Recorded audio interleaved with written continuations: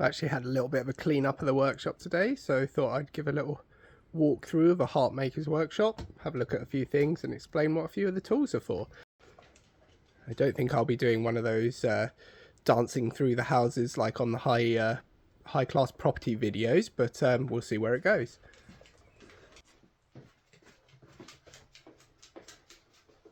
We've got Dad's bench over here. He's working on a salvie neck at the moment for an iris. So it's just marking out for all the tuning pin holes. I've just got the pattern on there at the moment, ready to mark those onto the neck, ready for drilling. Got trestles over here. This is well, that's the neck for the iris there. They're a specific shape so that generally you can fit a body into that cavity in the middle of it, if the blanket wasn't there and the neck wasn't there, so it just helps us to hold the bodies when we're doing soundboards and things like that. Over here, that is the salvie iris that he is doing the neck for, and behind that is our general metal working bench. As you see, we don't do too much general metal work, so it tends to get used as a bit of a storage area. Here we've got some more trestles. This is for laying harps down in so that you can access the pedal box. A pillar goes down into these bits down here, and then the rest of the harp sits up above that. Next up we've got, it's called a router. At the moment it's got a pattern maker's bit in it, if you want to call it that. So we use that for sort of routing the shape of the necks out. You make up a pattern first and then you use that to route out the shape of the neck.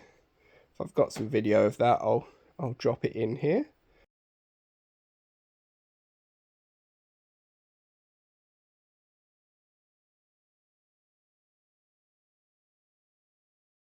Moving on, we've got my bench now. I'm in the middle of, well, there's a neck there for some reason, but I think that was just because I didn't finish tidying it up. Here's just a gilding box because I'm in the middle of doing some gilding on this salvie here, the soundboard. Just using a transfer pattern, as it were, to mark out to add the gold.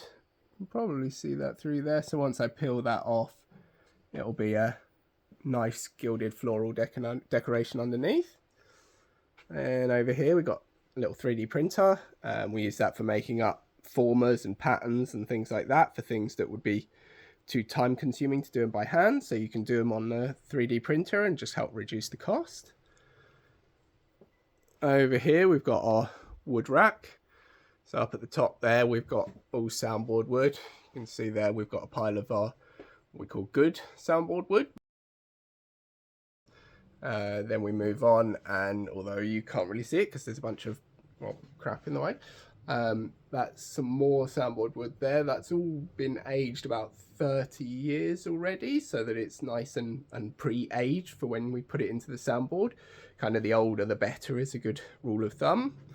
Underneath that we've got some sort of random assortments of fiddleback maple and I think some gelatong and things like that. Further down, not that you can really see it, but that's a bit more sort of exotic wood. We've got some bird's eye maple and there's some satin wood behind that. Just a wood bin in front of it. Here's the pillar of the harp that I'm working on, just being stored at the moment. And behind that we've got a bunch of strings. I won't take you into the office because I haven't got around to tidying that up yet. Over here we've just got some harps that are either sort of awaiting repair or waiting to be put up on the website for sale. A couple of Russians and Kamak and a Horngaka and Erard, I think. Behind that we've got some more wood, lots of wood, everywhere wood. As you can guess, we use a lot of it. That's some sort of weird exotic stuff there, and some offcuts and some ebony and satin wood and more bur oak, not that we actually use that for making harps. Over here we've got the mechanism for the salvie iris neck that Dad's working on. It's in and out at the moment because he's testing the fit to the neck, but usually it would be fully wrapped up while we're doing the repair because we don't want it to get dusty. That's actually sitting on top of what's called a planer thicknesser. This is basically for turning raw timber into sort of squared off and usable pieces. It's kind of the first step after just cutting it up into rough sizes. This turns it from raw wood into actual sort of what you would think of as sort of usable timber.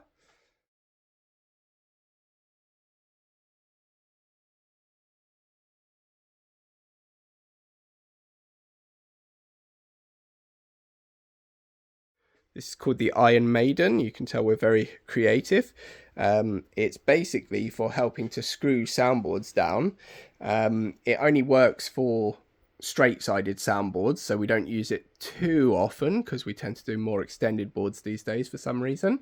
And you just tighten all of these down sequentially. They're all screw threads, and they just tighten down and press the soundboard into the body when you're gluing it in place. Next, here's just a little buffing wheel. This is for sort of polishing up tuning pins and things like that, just trying to refresh things basically. A pillar drill, that's, well, for drilling the holes in the neck that Dad's doing at the moment, or any other things that you might want to drill, shall we say. And then finally we've got our, this is more Dad's area, but this is the more serious metalworking area. We've got milling machine, another precision grinder over there, and a couple of lathes over here. Basically just allows us to make any sort of parts that you can either not get anymore or would take too long to come from the manufacturer, so we can make them up and save some time and get the Harp working again. Anything from discs to mechanism parts to anything basically. And a little welder there. And I think that is generally that. Thanks, guys. Oh, look, and there's a dog. Trix, say hello. Wave to the people.